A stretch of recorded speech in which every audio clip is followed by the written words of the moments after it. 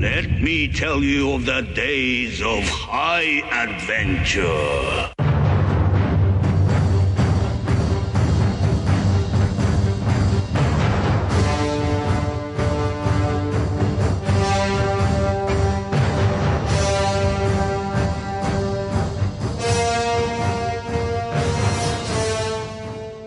Hello, everybody. I'm John.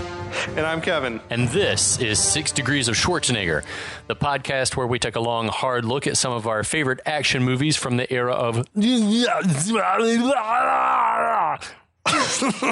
Schwarzenegger is the icon of the genre, and we're taking a deep dive into some of our favorite 80s and 90s cult action movies and breaking them all the way down to the finest morsel.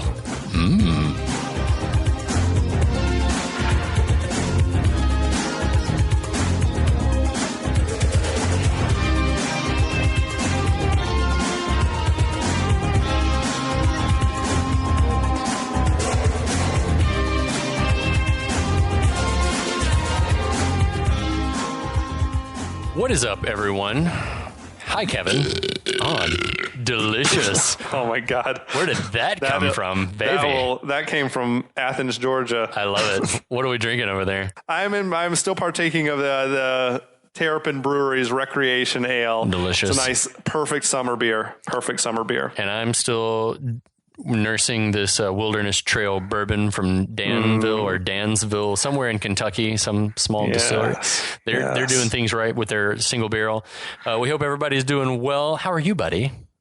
Man, I'm feeling good. Good. I love talking about Arnold. So, and we are here to talk about Arnold. Any day spent talking about Arnold is a day well spent. That's right. Hopefully everyone has been keeping themselves physically fit, and if not, keep your mind physically fit. We're going to talk about Running Man, speaking of physical fitness. If you want to have motivation to stay fit, you just check out Arnold between 1975 and 1995. Delicious. That was a man about his fitness. He was a slab of fitness. He was. I would never want to carry that type of bulk. No.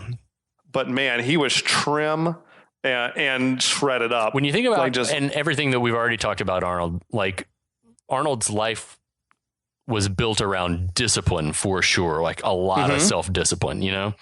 Yeah. I love it. But yeah. Well, I was thinking about this movie that we're talking about here, Running Man. Never a shirtless scene from Arnold. Well, yeah, the closest that you get really is that World Gym shirt. That, I mean, he's wearing the skin tight, like the spandex, the Adidas, but it's a strange move to have Arnold and you never have a gratuitous muscle shots. That's true. Not like in Commando where just the whole movie is muscle porn. Yeah. I mean, but even, you got Twins or you got porn, Predator. Muscle and it's porn. like, yeah, you're showing those biceps. You're showing all that anyway. Yeah, well, I mean, you sort of see some muscles in some of the early scenes, but then once that Adidas suit, that sweet Adidas tracksuit goes on, it's just sort of occluded from view. I guess we'll catch our listeners up. If you're familiar with this movie, what has happened up to this point is that in our last chapter, Ben Richards, convicted wrongfully of mass murder, was trying to blow town with his captive Maria Conchita Alonso, playing Amber, was apprehended at the airport and taken to ICS headquarters, where he was coerced into appearing on the most popular show in the world, Running Man.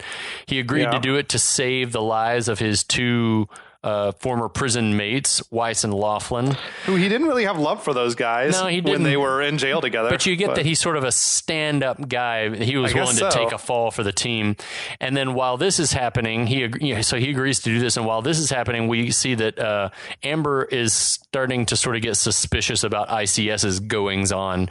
As Richards is about to be launched into the arena, Gilligan, played by Richard Dawson, reveals that Laughlin and Weiss are also going into the arena. Fuck you. And as they're about to be launched, we cut to a scene of Amber snooping through some files at ICS headquarters. And that should get us caught up for our next exciting chapter in our breakdown of Running Man. So yeah, this episode opens with Richards, Laughlin, and Weiss rocketing through those tubes. That's right. And as another very prolonged sequence of like fucking love these shots though. Like how do you film that? I don't know. I feel like it was probably a model and you send a camera through it or something. But they're going so fast. Yeah, maybe it was a scale you shoot model. it in like the opposite of slow motion. You shoot it. Oh, that's true. And then you play it back. And then you play it back high speed, and it looks really fast. It looks fast. The way that it projects that there's like weight in those little pods that they're in, like rocketing around those corners and stuff. That's a really, really awesome practical effect. I bought it. It was cool as hell. Yeah, I mean, I loved it. It is a strange way. This game where they're playing, they're above ground, I guess, right? At first, when I was watching it, I think I felt like they were maybe underground, in a city below the city. But they're open to the sky. Gilligan says that they're like out in the open in a section of the city that was destroyed in an earthquake. That's right. So now it's just sort of closed off from the general public, I guess. Right. Well, some of the general public, because there are fucking a lot of people in the arena. Like when they pop out, when they emerge from the tubes, they're just like surrounded by leather daddies on motorcycles. So you get the feeling that there are 4 quadrants, but maybe that they're occupied by citizens of Los Angeles still, which is weird, right? They live in the arena. Weird. There's a lot weird going on because, when they pop out the end of the tubes in their little sleds, they're just sort of caught in like a big ass net. Like the whole system seems like a lot could go wrong. Well, and then I wonder what kinds of releases do these like bikers and stuff, are they extras? Do they get paid by the hour to show up and be on the show, or do they live? The ones that are sort of strong arming them, like shoving them along. They're like funneling them by riding real close on their motorcycles and chasing them kind of. Those guys have to work for ICS, right? Maybe, yeah. But there were people, I think, a little higher up looking down on this whole scene and cheering and everything like that. So maybe you pay enough money and you can get to this point where you're watching them first enter the... It's kind of, it's like a gladiator thing, right? Definitely. It's like American Gladiators or traditional Roman shit. Did you love American Gladiators? People love to watch this. American Gladiators as a kid? I enjoyed it too, man. USA Network, I think, played it. I loved that Saturday mornings at like 11. Nitro, Turbo, or whatever these dudes' names are. My favorite was this like honky ass white dude named Tower, who could bench like 430 or something ridiculous like that. Like those dudes had to be so roided up. Oh, 100%. Those guys. That was a product of the era of Arnold. Oh, definitely. Show like that. He contributed, and this movie contributed to the advent of American Gladiators. Yeah. You want to watch people hunt each other. Right? It's fucking dark. What was your favorite American Gladiator event? I liked, classic was like the joust, maybe. Okay. Was that the one where they were just like on two platforms hitting each other with the clubs? Yeah, the pugil staff. Like a big ass Q-tip. Okay, yeah. So you like that one? No, that was a good one. I liked the one, my favorite was the one where they were running around and the guys were shooting at them. Same. Like with the, what the fuck was they that shooting tennis balls or something, they were basically? shooting tennis balls at them. I love that shit. I don't know what they called that one. That one was my favorite too. Should we look it up? That shit was awesome. It might have been called like the Gauntlet or something. The Gauntlet was the very last, the obstacle course. Where they had to run up the treadmill. All right. The Assault. Okay. The one that we're talking about the event was called Assault. The contender had 60 seconds to hit a target using a series of projectile weapons while avoiding high-speed tennis balls being fired at them by a gladiator using an air-powered cannon. I fucking love that. That was my favorite event too. And like I had no idea if I would be any good at it, but man, it gave me hope. I was like, man, maybe I'd be really good at being a contestant on that show. But do you have a list of the names of some gladiators over there? I want to know some of these gladiators. They have the raddest names. Let's go to American Gladiators. Or maybe I want to know how many seasons that show was on as well. I can tell you that. In 1989 to 1996, it was on the air. So it had a nice long run. And I feel like this movie, Running Man, came out like late 87. And so they were like, so if this show came out in 89, I feel like they saw this movie and they were like, we're starting production on this shit right away. Like, we got to work this up. oh yeah. Did that run on network television in prime time when it was new episodes? No, yes. When it came out in prime time, it ran on like NBC or CBS or something like that. Yeah. I think I only ever saw it on like USA Network syndication. I actually liked the new, like when they rebooted it, I liked it. Yeah. There will always be a place for a show like that. I've got a list of American Gladiator names. I'm sure there were a lot because I bet they were changing season by season. Classic gladiators. Yeah. We have names like Atlas, Blaze, Bronco, Cyclone, Dallas, Diamond, Electra, Gemini. Gemini was fucking awesome. That dude was huge. Michael Horton, the guy that played him, he was like one of my favorite ones. He's like just giant guy. Laser, Nitro, Lace, Jazz. Jazz was probably a female. Yeah, Jazz was like that ripped black lady. She was beautiful. She was fucking monster. Siren was one of my favorites because she had an interesting story because she was deaf. Oh shit! Yeah. I didn't know that. And then there was Tower, Sky, Storm, Sunny, Tank, Thunder, Titan. There are Tower, who we mentioned before, Turbo, Viper, and Zap. I feel like these names of these gladiators sound like they could also be the names of bulls in like professional bull riding. Laser. You can ride Bronco. Oh man, yeah. Rocket. Yeah, for sure. So yeah, I guess we'll get back to talking about the movie. How did now. we get here? That shit needs to be on Netflix. It does. Or something like that would it. be awesome if they brought that back to Netflix for sure. Yeah, I would watch the shit out of that. All right, I guess we'll talk about the movie again. So yeah, where were we? Richard Laughlin and the guys had just arrived in the arena, surrounded floor, by I leather guess. daddies. That's right. Hold on. Then we cut to Amber in the office. Right. Amber is going through file cabinets there in the ICS offices, and she finds the raw footage, Ben I guess, Richards Bakersfield Massacre edited version, and then the Ben Richards Bakersfield Massacre raw footage. Love it. Which it's weird that they keep the raw version. That shit would have been destroyed pronto. At that moment, someone grabs her. Well, but before we see that, she hides it somewhere, some orifice or other. We guess. I want to talk about that later. Yeah, we'll talk about it later. We'll talk about it later. Then she gets grabbed. Yeah, she grabs it out of the drawer. Yeah, she stashes it somewhere. And then she's grabbed from behind by someone that we don't see, but there's no doubt that it's got to be a bad guy, right? For sure. She's been apprehended. Okay, so now Laughlin and Weiss have landed in the arena. I love that the leather daddies help them out of their little pods. I love that you just keep calling them leather They daddies. are, man. That's They're awesome. all just like biker dudes, but they've all got like a Village People vibe, which is awesome. So, they're all sort of, but they're sort of shuffled along into this arena type setting. And meanwhile, back up in the main studio, Gilligan is interviewing an audience member, asking them, I guess audience members get to pick which stalker hunts. That's sort of badass. Yeah. So this woman, she's waffling. She says she likes them big and cuddly. Edith Wiggins, come on down, is her name. Edith Wiggins. What is Edith it? Wiggins is her name.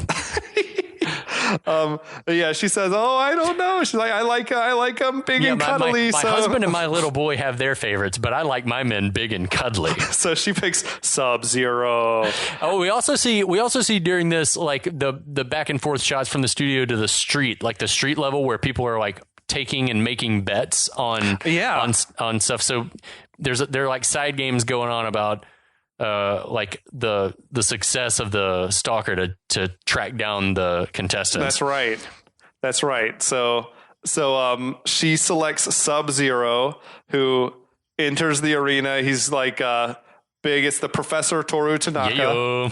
Yeah. Big fucking just rotund like, well, I don't even want to say he's fat. He's just got that like thick build, like a sumo build almost. It's like there's something. muscle. He looks like one of the guys that would compete in the Strongest Man, the MedRx Strongest Man in the World competitions. Yeah, he was. Yeah, he's just like solid, just a mass. Right? He's Right? apparently got like 30 lifetime kills. And he slices a gong in half with his axe hockey stick and just lets out that blood curdling scream.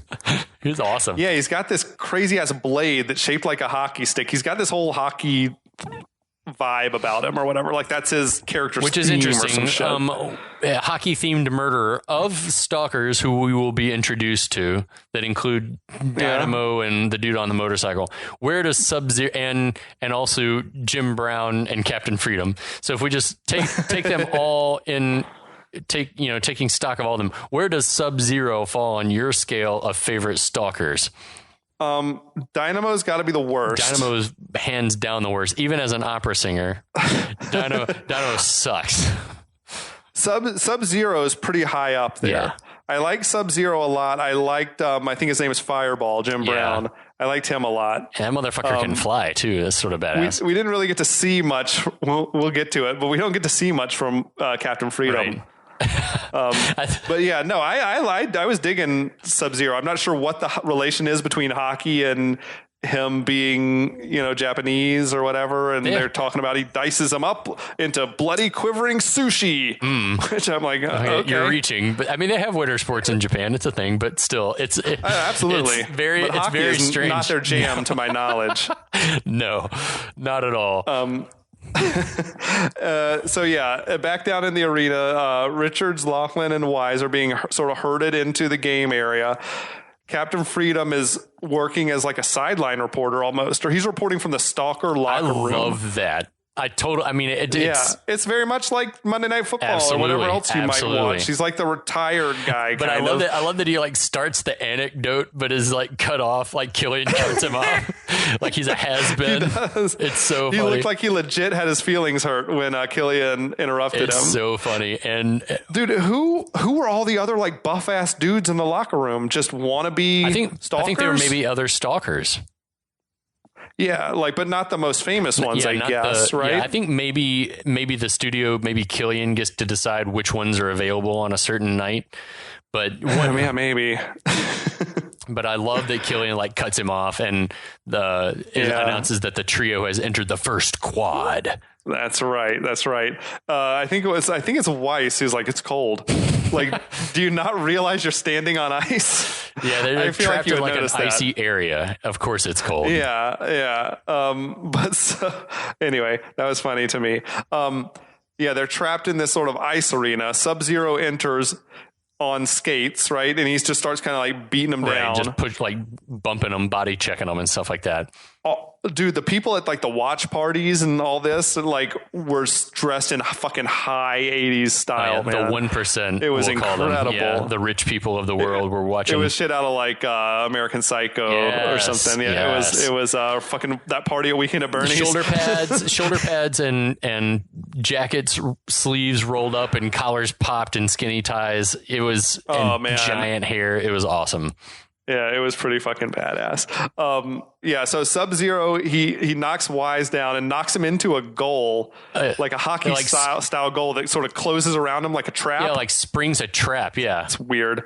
I'm wondering why didn't they grab the motorcycles earlier? The good guys had access to motorcycles? The dudes on dirt bikes were herding them into the ice skating rink. Why didn't they just turn around and take a motorcycle? Take them, beat up those guys?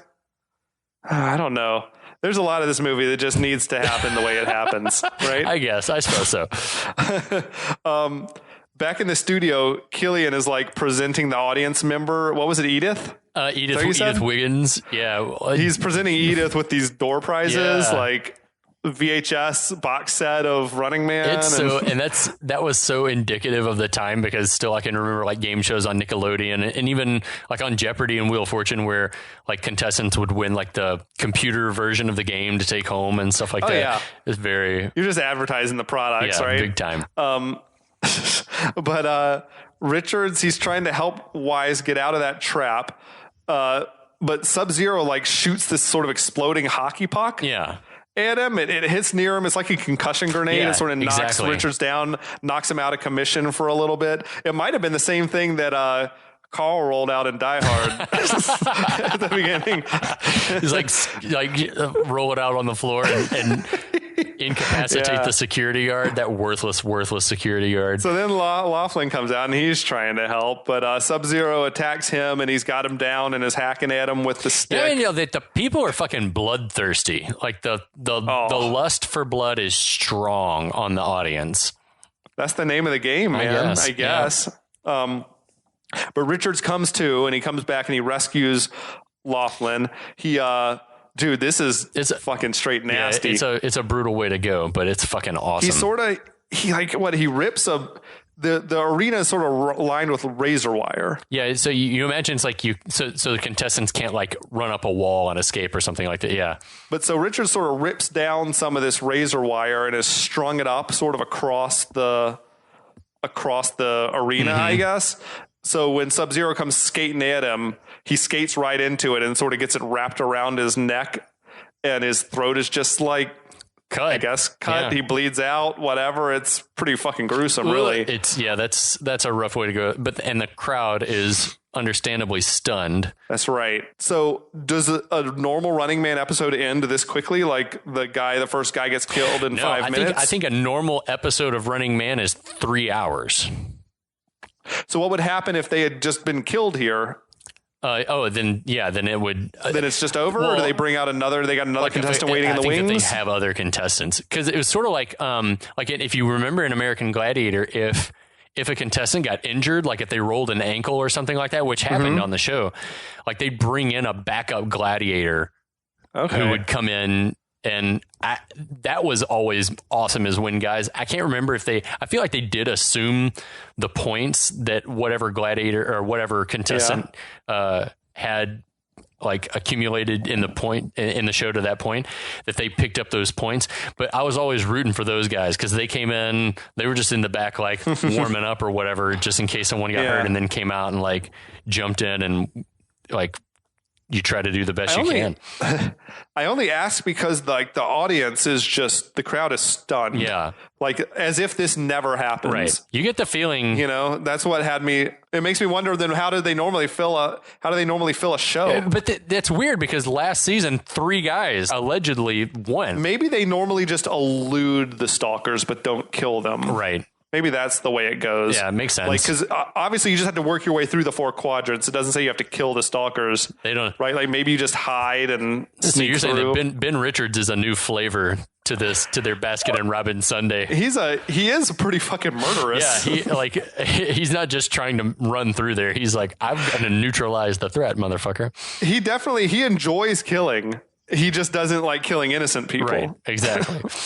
But he yells to the camera. I don't appreciate this line. This line, the kiss off line. All right.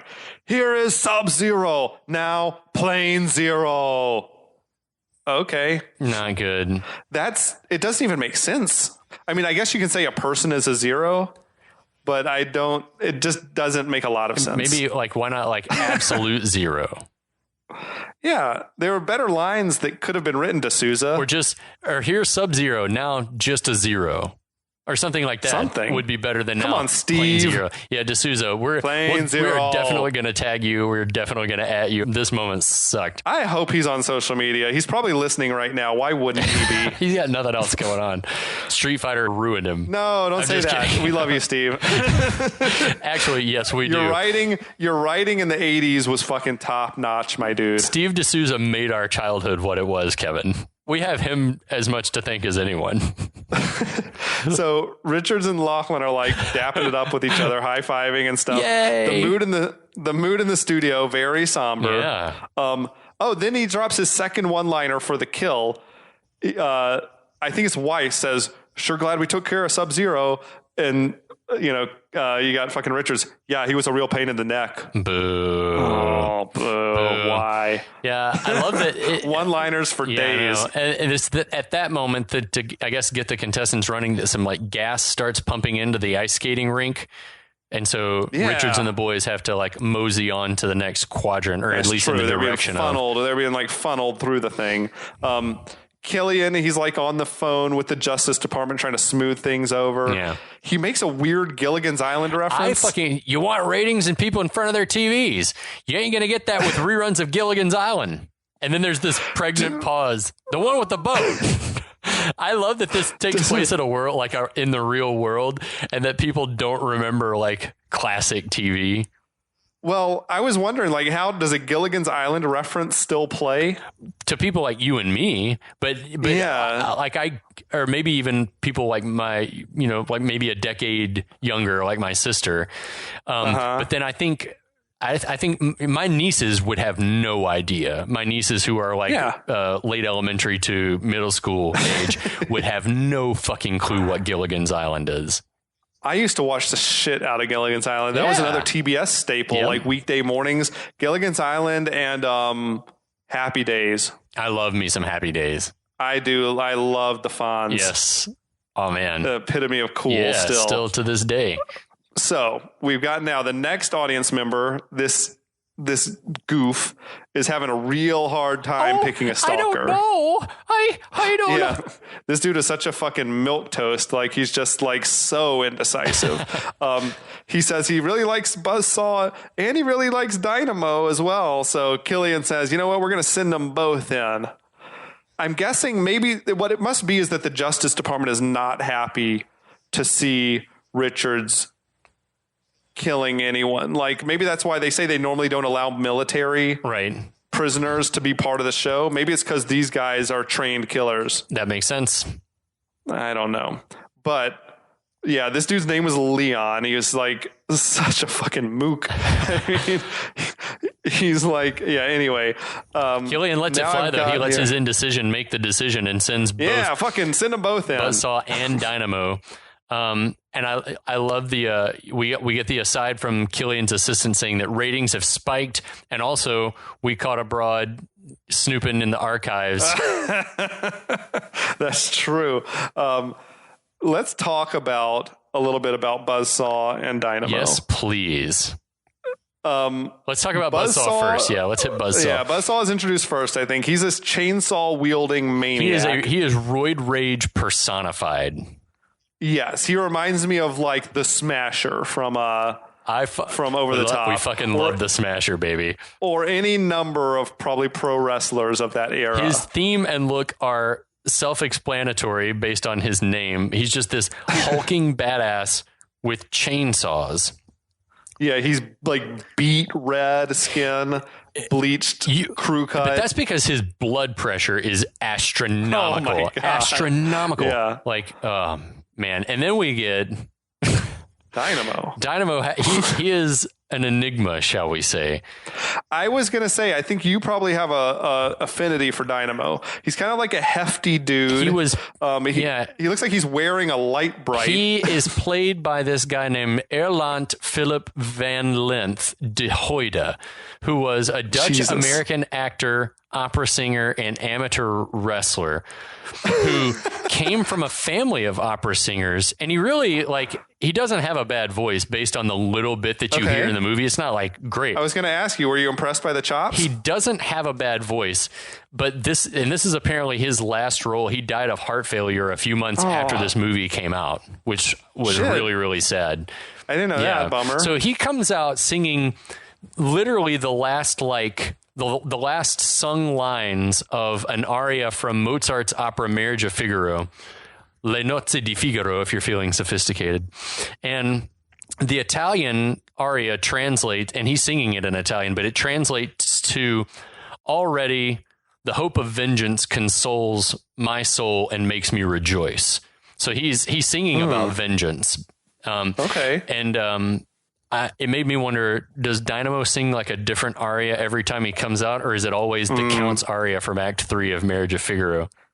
He's got his old favorites. And he's also he's called Dynamo presumably because electricity is his weapon. Yeah. But why opera? It's kind of weird. Why this guy? Just because he can? Because I don't know. Because he was giant. The dude's probably 6'6", 6'7", and weighs close to 400 pounds. He's just enormous. Oh, shit. Just enormous. It was hard to gauge his height because he had that plastic sort of light up mohawk thing on his head. It did make him enormous. His suit looks ridiculous. Just all electric and lit up and stuff. And that's what I said. It was like a light bright. Do you remember Light Bright? Fuck, I love the Light Bright, man. I never had one myself, but I remember it well. I think our babysitter had one. We were poor. Meanwhile, he's shooting these like lightning bolts out that are making this sign light up that says "Clap if you love Dynamo." Doesn't make any sense. Like the character doesn't make any sense. How insecure is Dynamo? Yeah, or maybe cheer for me. Or maybe the rest of the network knows that he's not one of the more popular ones, so they're like, "Come on, guys, you got to clap for Dynamo. Come on, clap for Dynamo." I don't know, man. This dude Leon really liked him. That's apparently, true, Leon. the audience member.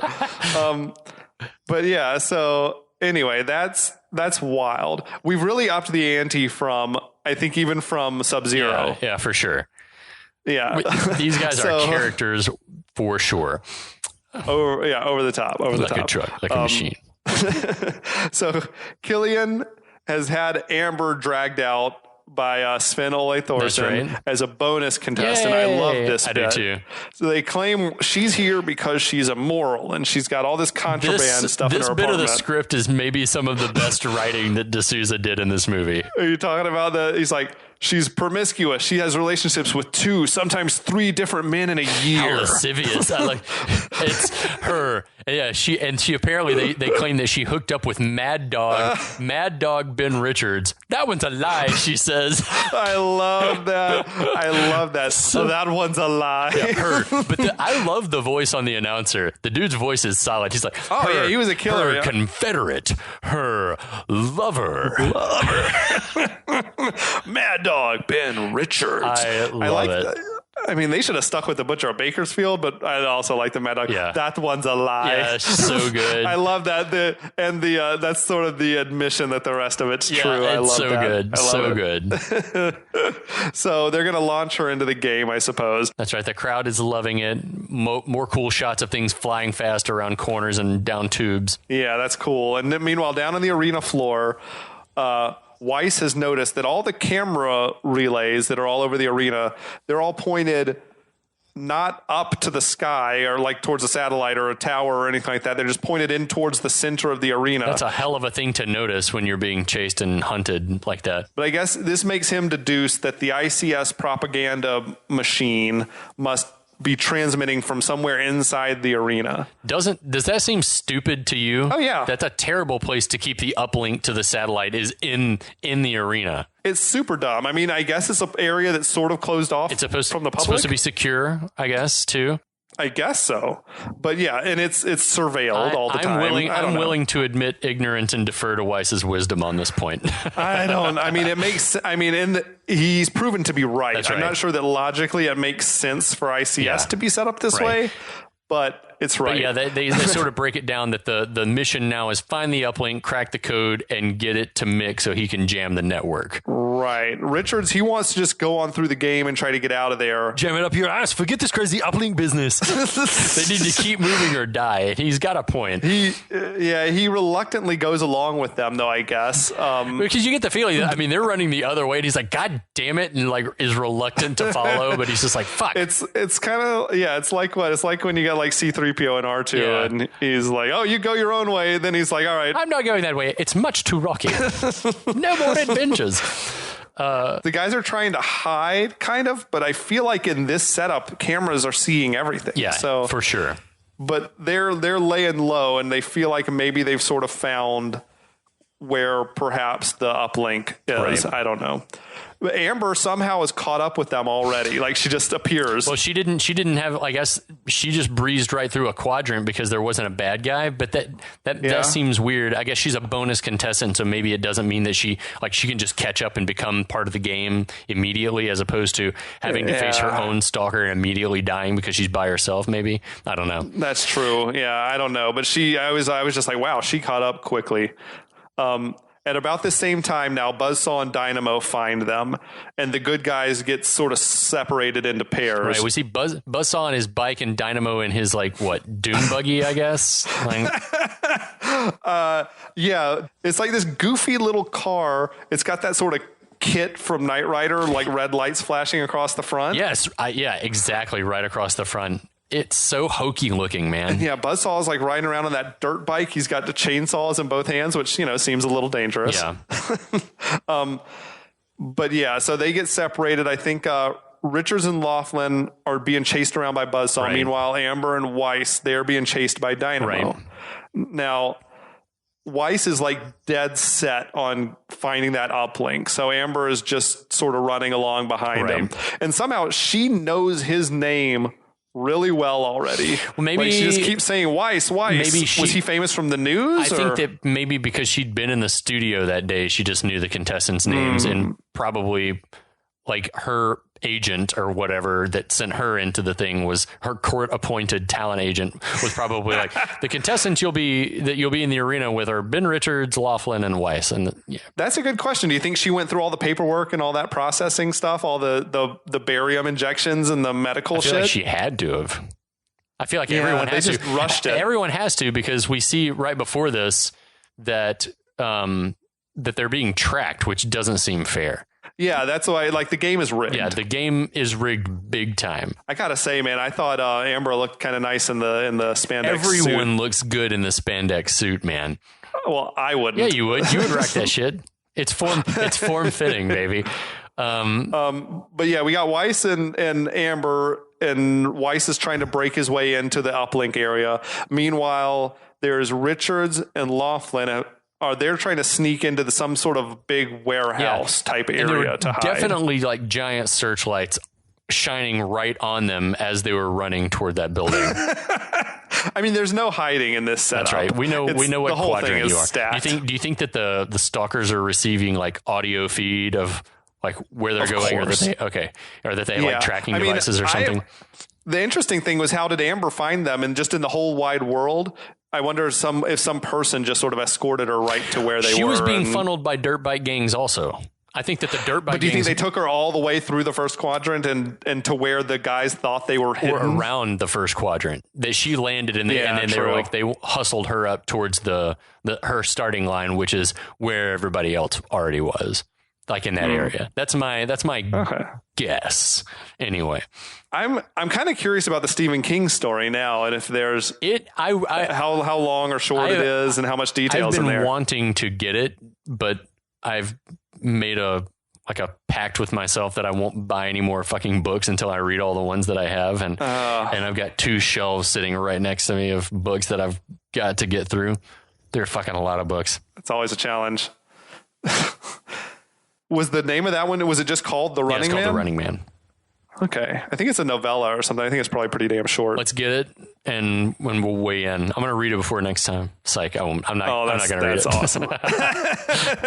All right. Well, I think that's a good place to leave it off for this episode. Okay, I guess so. We'll pick up with the carnage and the mayhem next week. We'll be back.